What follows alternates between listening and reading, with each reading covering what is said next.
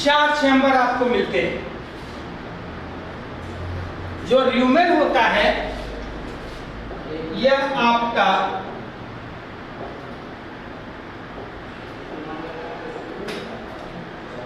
पाल्च होता है। पाल्च मतलब पेट। ल्यूमेन जो है वो क्या है? पाल्च होता है। रेटिकुलम जो है वह हनीकॉम्ब लाइक होता है, मधुमक्खी के छत्ते की तरह होता है। देखिए गाय भैंस चरवाहे जंतु खा लेते हैं, उसके बाद जुगाली करते रहते हैं। वह यहीं पे भोजन को स्टोर करके रख लेते हैं रेटिकुलम वाले भाग में, और खाना को निकालते रहते हैं और चबाते रहते हैं। तो रेटिकुलम। तीसरा पार्ट है ओमेसम, ये पसल्टेरियम होता है, थर्ड पार्ट होता है। और चौथा है एबोमेशम, जो रेनेट होता है। और यही क्या है? ट्रू डिओडिनम है।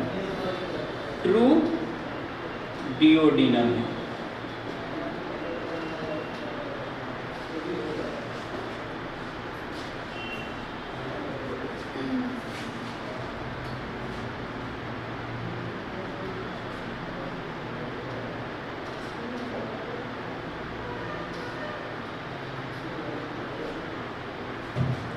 क्लियर? अब अगर हम कंपोजिशन देखते हैं,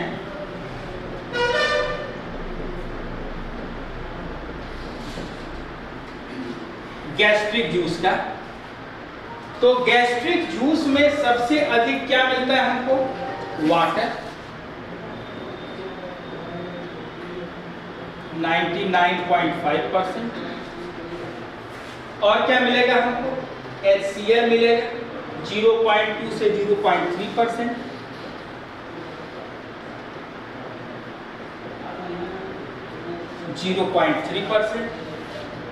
इसके अलावा हमको क्या मिलेगा? Pepsin, rennin and trypsin in small amount.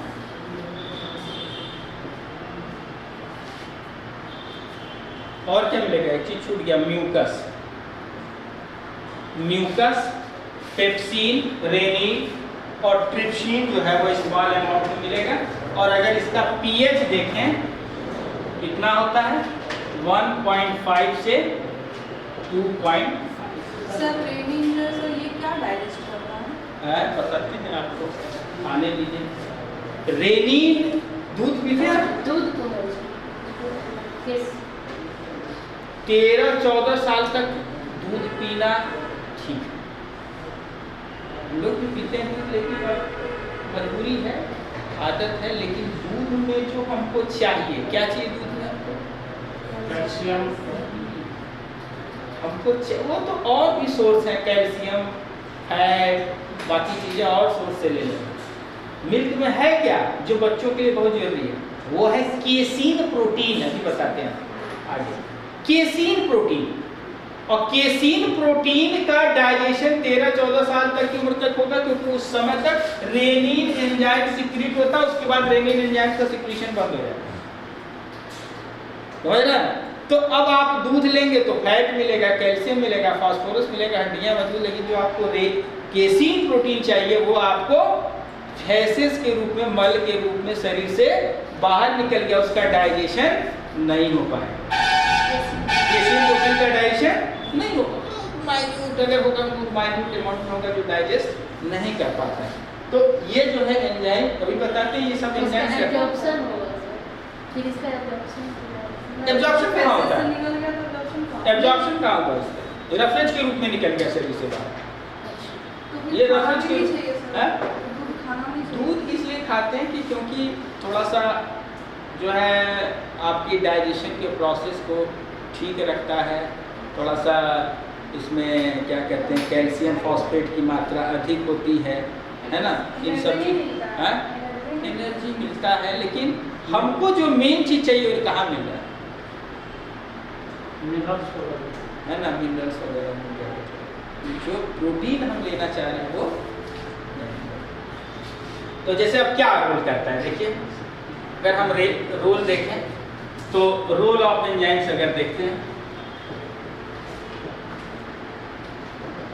तो पेप्सिन पहले किस रूप में मिलता है? पेप्सिनोजन। ये कौन सा फॉर्म है? Inactive form. इनएक्टिव फॉर्म ये किससे? HCl से जब रिएक्ट करता है तब ये कन्वर्ट होता है एक्टिव पेप्सिन में। Active pepsin. और ये क्या करेगा? एक्टिव पेप्सिन ये क्या करेगा? अब ये जो है प्रोटीन को डाइजेस्ट करेगा और इसको सिंपलेस्ट फॉर्म में तोड़ेगा, किसमें? पेप्टोन्स और प्रोटीनोजेस।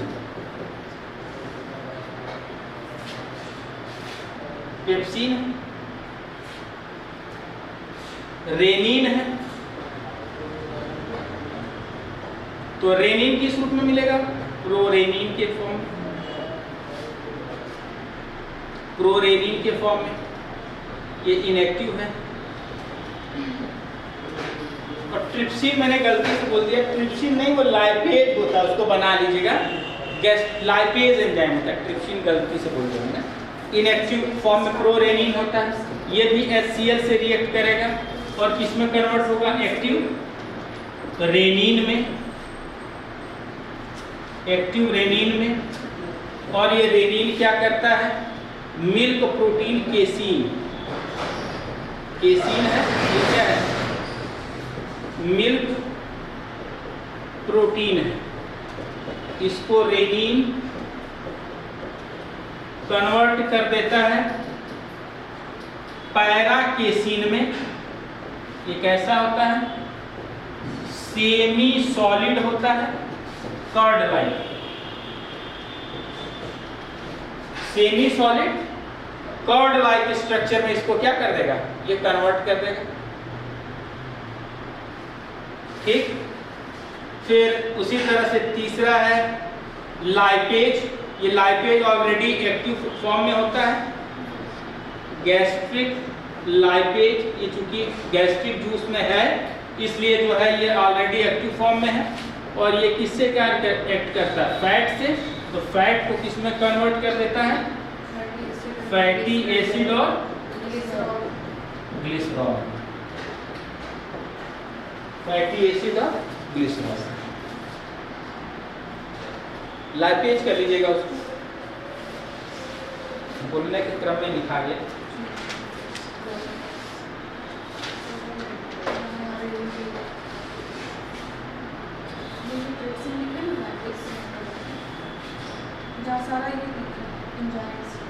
ठीक।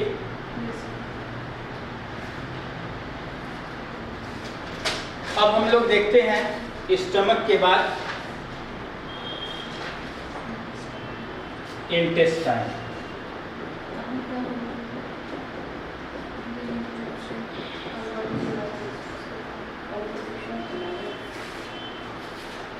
इंटेस्टाइन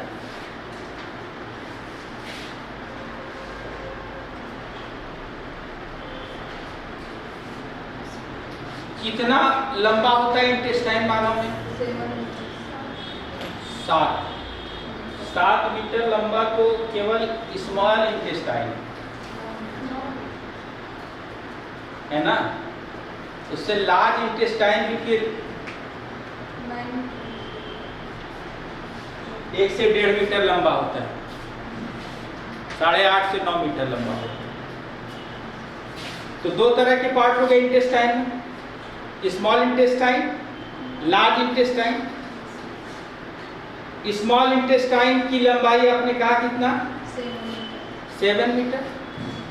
इसको स्मॉल क्यों बोले? डायमीटर कम इसलिए स्मॉल बोल दिया।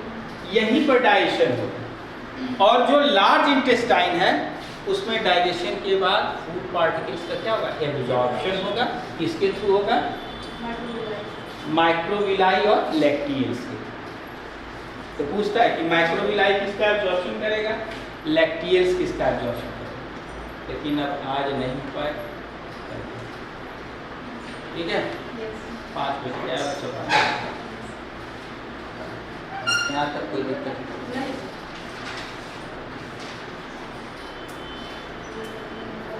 ठीक, बस इतना ही, फिर नेक्स्ट टाइम करेंगे।